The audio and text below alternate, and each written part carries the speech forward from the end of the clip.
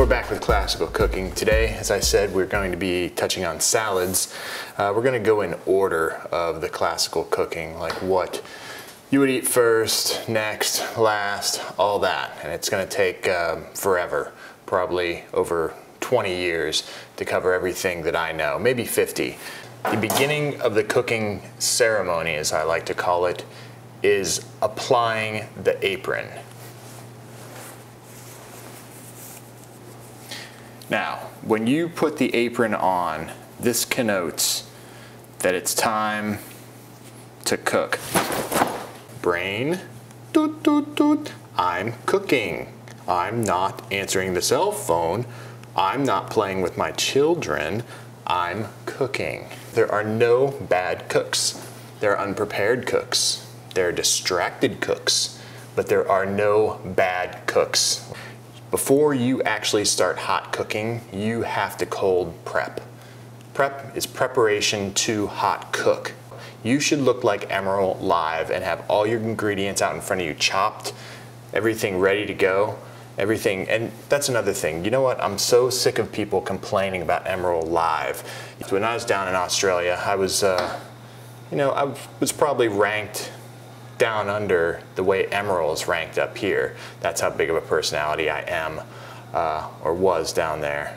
Or was. Emeril Live is the cooking show that everyone remembers. It was the introduction to food being cool.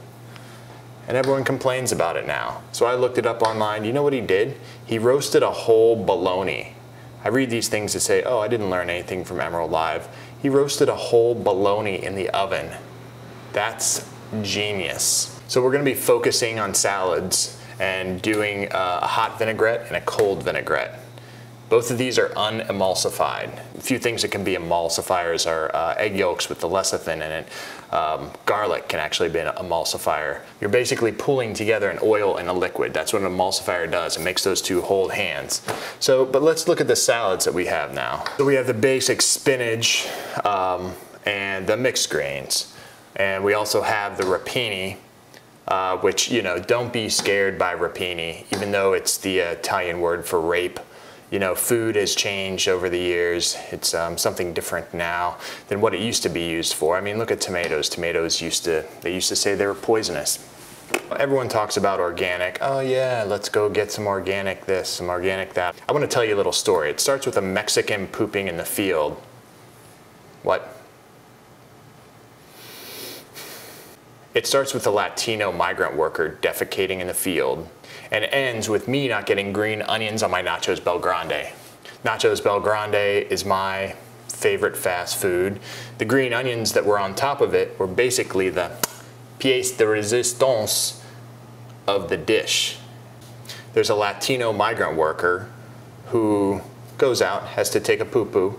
So he takes a poo-poo, maybe gets a little poo-poo on his hands, and then he starts picking the green onions, and then they don't get washed properly, and then children and old people die.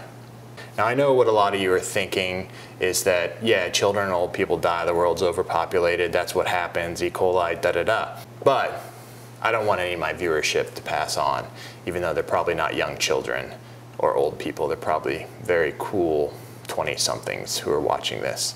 Just because it's organic doesn't mean you don't have to clean it.